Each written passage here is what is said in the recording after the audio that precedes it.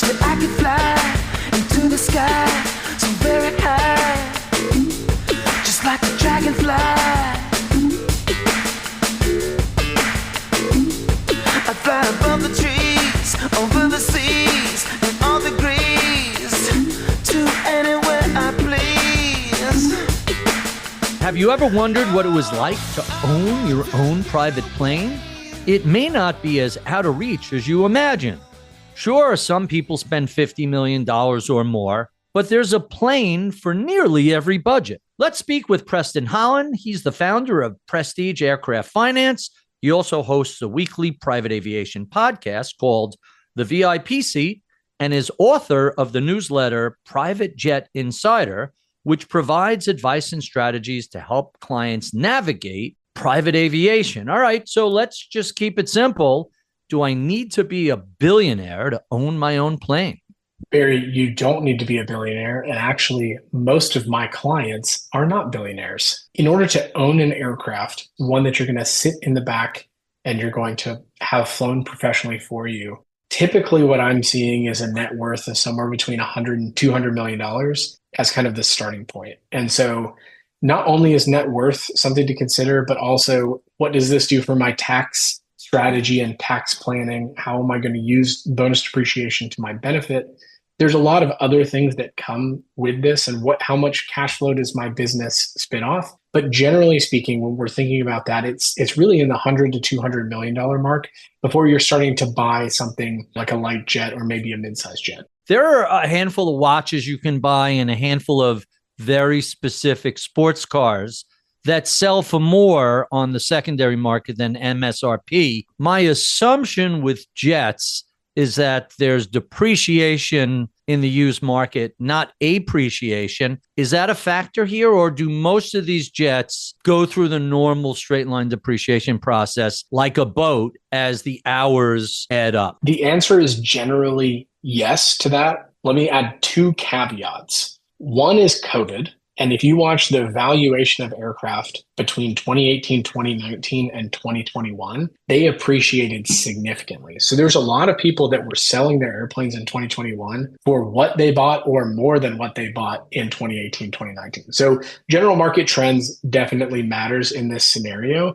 Generally speaking, over a lifetime, there is a real depreciation factor. You sell for less than what you bought it for. And the only nuance to that is in a few make and models and in a very short period of time post delivery. So right now, if you look at the overall ecosystem, I can think of off the top of my head 3 models in which that's happening. And they're driven by a few kind of different forces. One is the Phenom 300. The Phenom 300 is an excellent light aircraft, and it is loved by charter operators. It's loved by owners. And the contract price that you bought it for 2 years ago while you waited in line, oftentimes you can take possession of it and you flip it immediately and actually get a premium above and beyond. That market specifically, it's happening a lot. The Praetor 500 and the Praetor 600, which are also an Embraer product, are experiencing similar but not quite as dramatic to that. The Pilatus PC-12 market has experienced that over the last couple of years. The wait list for a Pilatus PC-12 is 5 years. Wow. If you wanted to buy a brand new PC-12 right now and you got in line, you would be waiting 5 years. And so for the first couple of years, you may be able to fly it for a little bit and then get out of it a little higher than what you have. I imagine the range of private aircraft is very different from what I see in luxury automobiles. The sizes vary a lot, how many people they can carry, how far they can fly, how fast they can go. How broad are the ranges of private planes, and how big is the price range from small regional planes to cross-Atlantic type jets? Yeah, Barry, let me start with the ratio of size to range, because those two things actually play with each other. You have light jets, which are usually really good for regional travel. So this is for people who are flying from Atlanta to Charleston, West Virginia, or they're people flying from New York to Chicago, right? Not terribly far as the crow flies. Those light jets, are not necessarily going to do cross-country type activities, but they're going to be really good for that. When you're thinking about how much am I going to spend, there's also a very wide range. I would say, just to give you a really broad range, your kind of get in price for a jet, and this is, you're talking pretty old, pretty small, is going to be around $1 million to $2 million. And the top end of the market is going to be what Jeff Bezos just took delivery of, which is a G700 at $75 million sticker. And it's everything in between. What are the other costs and responsibilities beyond the purchase price? What do people who purchase a plane, what do they need to think about and budget for? So the framework to think about this is the difference between fixed costs and variable costs. In the same way, if you're going to draw the boat analogy, whether you boat 1 day a year or 365 days a year, there's a certain set of costs that are constant, and you're going to have to pay them whether you use it a lot or you don't use it. So we refer to those as fixed costs, right? So whenever you see somebody say, what's the fixed cost of this airplane? That is typically crew expense. So that is your pilot expense. That is your training expense, because your pilots have to be trained in the aircraft. There's aircraft management, which is you're paying a company, a third-party company, to basically, it's a property manager for your jet. That is the best comparison. It's not a one-for-one comparison, but it's pretty close. The hangar cost. So Barry, you're in New York. I'm sorry to break it to you, but hangar cost in your neck of the woods is very expensive. But hangar cost, you got to pay it whether you're flying the airplane or not. Your insurance cost is going to be a percentage of hull value, liability value, things like that. And then there's some other miscellaneous fees. There's subscriptions, there's nav aids, there's things like that. That fixed cost will range in the kind of light jet world, $400,000 to $500,000 a year. And then when you get up into the large aircraft, you may have fixed costs north of $1 million if you have to have multiple captains for your aircraft, you're flying a lot, things like that. What are the variable costs like?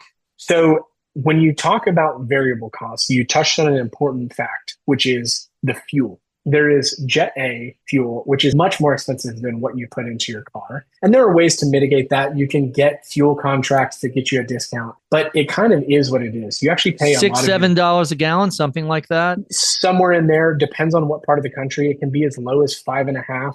It can be as high as 8.5. Like 5.5, I'll put it into my cars. I mean, I'm okay with that. People don't realize when you're flying a jet, even regionally, you're burning through hundreds of gallons, if not thousands of gallons of fuel. What is the hourly fuel cost for a mid-sized jet? Yeah, so I have a tool that a friend of mine built. It's called Aviacost, and I use that to do all of my calculations. So the Citation XLS, which burns 227 gallons per hour. You have the CJ4, which burns 198 gallons per hour. The Challenger 300, which burns 280 gallons per hour. Once you start getting up into your large aircraft, let's say your Global 5000, which is an aircraft that can easily do New York to London, it can do New York to Paris. You're burning 490 gallons of fuel per hour. So it ranges significantly on how much fuel you're burning. There's also in the fuel burn, it's not a one-to-one. You're not going to save a lot of money, but if you're going faster and burning more fuel, like there's a coefficient there, there's some math to do. But for instance, right, if we assume $6.25 per hour, the Global 5000 is burning $3,000 of fuel per hour. Barry, where do we want to travel on our Global 5000? New York to LA. What? New York to LA. All right, so we're going to leave out of Teterboro Airport because we are not going to deal with the Port Authority, and we're going to go to John Wayne, which is SNA, because we're also not going to deal with LAX. We're going to take 4 people with us. We're going to fly the Global 5000. It is 2,100 miles, nautical miles. It's going to take us 4 hours and 40 minutes approximately in the Global 5000. And we are going to have $7,000 of variable costs per hour. Our total trip variable cost is going to be $38,281 to go from New York to LA. We're talking about fuel costs. We haven't talked about maintenance costs. If you're flying 100 hours a year and you have a jet, what can you expect in maintenance expenses, assuming nothing goes wrong? Yeah, so a lot of times maintenance is actually calculated on an hourly basis. So you're buying into a program. There is not a direct correlation to this in the real world. The closest it would be is to an insurance product, but you're paying on a consumption basis. So let's say I am signed up for a maintenance program, a maintenance platform. One of them is called JSSI, Jet Services Solutions, Inc. They have 100% coverage for my engines. That's going to amortize my overhaul costs, which can be a couple of $1,000,000 that has to happen every 2,500 or 5,000 hours. It's going to amortize it on a per hour basis. So I pay per hour, I pay to the service, and then they pay my chunky maintenance bills. Those engine programs vary pretty significantly depending on how much coverage. You can also put coverage on the parts on the aircraft, a program called Pro Parts, where you're paying an hourly cost, and then they're taking the other side of the bet that you're going to have less maintenance, and you're taking the front side of the bet that says I'm going to have a lot of maintenance and they're going to pay for it. Or just that I want to have a fixed set of costs and don't have to worry about the, possible surprises and are willing to pay a little more upfront. Exactly. Yeah, you're willing to pay kind of stretched out over time as opposed to large chunks. So instead of paying your $2 million overhauls, you're going to pay, let's say $1,000, $2,000 per hour. So generally speaking, if you were to amortize your maintenance expense over your hourly, which is typically how everybody calculates this, on the Global 5,000 that we were talking about is going to be around $4,100 per hour. Let's talk a few minutes about jets. If you want to go across the Atlantic, what size jet are we talking about? Yeah, you're going to have to go into the large cabin range. You're going to be looking at the Gulfstream G450 to unlock kind of London. I think it's going to be on the fringe for Paris. The G550 gets it with no problem. The Gulfstream G650, the Bombardier Global 5,000, 6,000, 6,500. There's a lot of numbers. And so that you're really going to have to get into that large cabin to comfortably get nonstop from New York to Paris. And that's going to, possibly have a flight attendant. It's going to have at least 2 pilots. You're going to have at least one nice size restroom, maybe a small restroom in the front. So that's really getting up into your larger cabin aircraft, but that's really how you're going to be able to get transcontinental. I recall a few years ago, there was a commercial pilot shortage. I have a buddy who I grew up with who flies Detroit to South Korea, and he was telling me they just can't find enough pilots. Does that same shortage of qualified pilots exist in private aviation as well? Yeah. So the pilot situation in private and business aviation has undergone some similar pressures to what it has in commercial aviation. The price has gone up. The price of pilots has gone up. The price of training has gone up. Just everything associated with the pilot has gone up. When you look at kind of the shortage, you have to remember that every pilot has to go through what's called a type rating, and every pilot has to go through what's called recurrent training. So Barry, if you are qualified to fly the Gulfstream G650, you have gone through the initial training, the initial type training, and you keep that current because you have a client that is, kind of running through flying that aircraft. And then you have one of his buddies that calls and says, Barry, can you come fly my Global 5,000? You would have to go through the initial type training and do the recurrent training, right? Every pilot can only fly so many types of aircraft. And so as you look at kind of the quote unquote pilot shortage, which there's a lot of debate in the industry of whether it even exists or not. If you look at that, you have to look at type ratings. Now, when you're looking at buying an aircraft, one thing that I advise clients to do a lot of times is follow the big dogs. Okay. You've got the big dogs, which is NetJets. They're the largest. FlexJet, which is second largest. VistaJet, which is pretty large. And then a lot of the other operators. If you follow their make model, kind of their fleet composition, they train so many pilots. I mean, to put into perspective, for those that follow publicly traded companies, Berkshire Hathaway owns NetJets and Flight Safety. They just reported an up quarter 8% revenue growth. NetJets owns its own training facility. That's how many slots that they were buying in the training facility. So they will actually leak out pilots for people that are like, you know what, I don't want to do the 7 days on, 7 days off thing. So, feed on 300 pilots, relatively easy to come by. So someone's thinking about buying a private jet and they're saying to themselves, gee, this sounds like a lot of responsibility and a lot of cost, and maybe it's a little out of their budget. How significant is fractional ownership to the experience of owning your own jet? So fractional is similar, but it sometimes from time to time will feel a bit more like chartering than owning your own aircraft. Now, every fractional contract has slightly different language in their contracts of what's called call out hours. Barry, I'm going to come to New York. and you and I are going to go for a sushi dinner in LA. I know this great spot. We're going to go out there.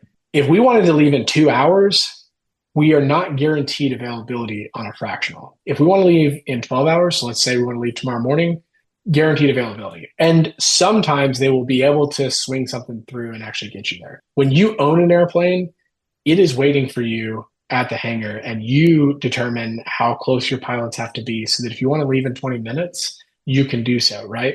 And so that is the biggest difference in the experience. The other piece is the hassle that comes with hiring pilots and managing stuff. I have a lot of billionaire clients and billionaire friends that say, look, I don't want to mess with this. I just want the easy button. Fractional is the easy button. Like at the end of the day, you're paying somebody to deal with all the headache, and you show up and you get on the airplane and you go. You're not having to say, well, I've got pilot turnover. It really is the easy button, which is where that fills in the market. Not only can you save kind of on your gross cost, but even if you're flying where it makes sense to fly private, you're negating a lot of that stress. So our last question, someone reaches out to you and says, hey, Preston, I'm thinking about buying my first plane. What sort of advice do you give to that person? Assemble a good transaction team. That is the number one thing that you have to do. Your transaction team typically looks like person number one is your broker. They're going to be your quarterback. It's not dissimilar to buying a commercial property. They're going to find the aircraft. They're going to manage the process. They're going to do all of your pre-buy inspections, everything like that. 2, your attorney is probably pretty good in-house. They know nothing about FAA law. So you need to get an aviation-specific attorney. In the grand scheme of things, it's going to be similar pricing to any other specialized attorney, but it's going to make sure your in-house attorney is going to pull their hair out trying to figure out how to do this, where the aviation attorney is going to be easy. 3rd, aviation tax consultant of some sort. There's a few different firms that specialize in aviation tax. Your CPA probably knows how to run your books and make sure that everything's good.